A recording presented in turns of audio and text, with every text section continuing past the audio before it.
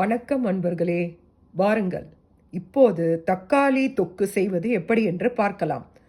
நான் 8 தக்காளியை எடுத்திருக்கேன். கொஞ்சம் மிளகா பொடி எடுத்திருக்கேன், உப்பு எடுத்திருக்கேன், மஞ்சள் பொடி எடுத்திருக்கேன், ட்ரை கறி லீவ்ஸ் எடுத்திருக்கேன், வெந்தய பவுடரை கொஞ்சம் எடுத்திருக்கேன், தாளிக்கிறதுக்கு கடுகு, பெருங்காயம் எல்லாமே எடுத்திருக்கேன். நான் எங்கள் ஊரில் ஒயின் டொமேட்டோ, ரோமோ டொமேட்டோ, அப்புறம் செரி டொமேட்டோ இது தான் கிடைக்கும். அதனால் நான் ஒயின் டொமேட்டோவில் தக்காளி தொக்கு செஞ்சால் நல்லா புளிப்பாக நல்லாயிருக்கும். அதனால தான் நான் ஒயின் டொமேட்டோ எடுத்திருக்கேன். அதிகமாக டொமேட்டோ எடுத்திருக்கீங்கன்னு பார்க்காதீங்க. நான் இது 2 வேளைக்கு வச்சுப்பேன். இன்றைக்கி நைட்டு நான் வச்சுக்கிறேன்னா மறுநாள் காலையிலையும் இது நாங்கள் யூஸ் பண்ணுவோம். இது இட்லி, தோசை, சப்பாத்தி, பூரி, அதுக்கப்புறம் சாதத்துக்கும் போட்டு பிசைஞ்சு சாப்பிடலாம். நீங்கள் செஞ்சு வச்சுட்டா பசங்களுக்கு கூட காலையில் சாதத்தை போட்டு ஒயிட் ரைஸ் மட்டும் செஞ்சுட்டு இதில் அதை கலந்து கொடுத்துட்டு நீங்கள் சிப்ஸ் ஏதாவது வச்சு அனுப்பிச்சா கூட குழந்தைங்க சாப்பிடுவாங்க. இது ரொம்ப புளிப்பு சுவையோட நல்லாயிருக்கும். வாங்க பார்க்கலாம். இந்த தக்காளி தொக்குக்கு 5 டேபிள் ஸ்பூன் ஆயில் தேவைப்படும். அதுக்கப்புறம் இந்த மிளகாத்தூள் என்னன்னு யோசிக்காதீங்க. நீங்கள் சாதாரணமாக வாழைக்காய், உருளைக்கிழங்கு ஃப்ரை இந்த மாதிரிலாம் சாம்பார் இதுக்கெல்லாம் போடுற மிளகாத்தூள் தான். வேறு எந்த ஸ்பெஷலும் இல்லை. நான் இந்த மிளகாத்தூள் வீட்டில் அரைச்சது தான், கடையில் வாங்கினது கிடையாது. நான் எதுவுமே கடையில் வாங்க மாட்டேன். இந்தியாவுக்கு வரும்போது அங்கேருந்து நான் அரைச்சி கொண்டு வந்துடுவேன். உங்களுக்கு நான் இந்த மிளகாத்தூள் ரெசிபி உங்களுக்கு ஒரு நாள் நான் அதை செஞ்சு காட்டுறேன். வாங்க.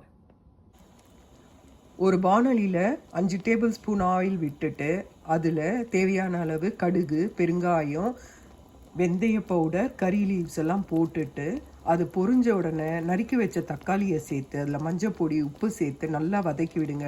இதில் தண்ணீரை சேர்க்க வேணாம். ஏன்னா அந்த தண்ணீரை சேர்த்திங்கன்னா இது வதங்குறதுக்கு ரொம்ப நேரம் ஆகும். அதனால இந்த தக்காளியில் இருக்கிற அந்த ஜூஸே உங்களுக்கு என்ன ஆகும்னா அது வதங்குறதுக்கு போதுமான அளவுக்கு இருக்கும். அதனால் இதை நல்லா வதக்குங்க. நல்லா வதங்கின பிறகு நல்லா அப்படியே ரொம்ப சுருங்கி வரணும்.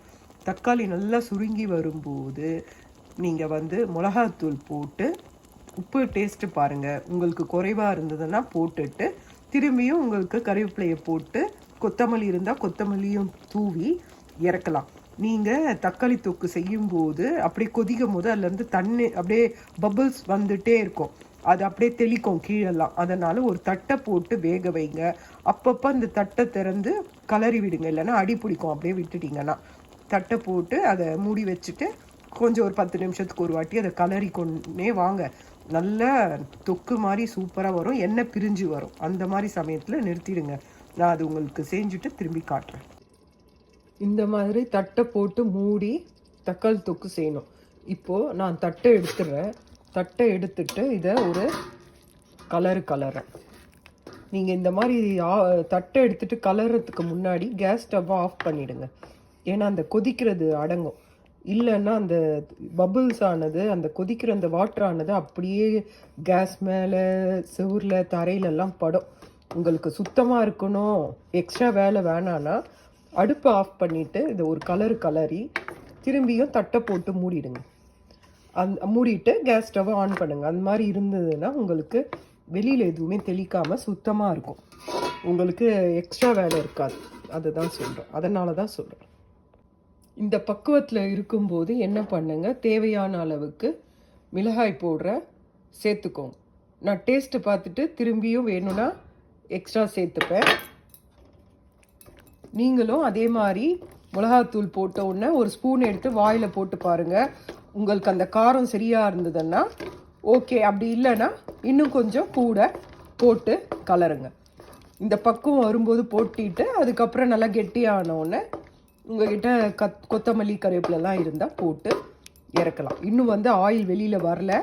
ஆயில் இன்னும் பிரிஞ்சு வந்தோடனே நீங்கள் இதை ஆஃப் பண்ணிடலாம். நான் உங்களுக்கு அதையும் காட்டுறேன். இது போல் மேலே எண்ணெய் உங்களுக்கு தெரியுதா? இந்த எண்ணெய் அப்படியே அந்த தொக்குலேருந்து பிரிஞ்சு வரணும். இதெல்லாம் பாருங்கள், ஆயில் தான். இதெல்லாம் பிரிஞ்சு வரும்போது அந்த நேரத்தில் நீங்கள் கறிவேப்பிலையும் கொத்தமல்லியும் போட்டு இறக்கிட வேண்டியதுதான். தக்காளி தொக்கு ரெடி.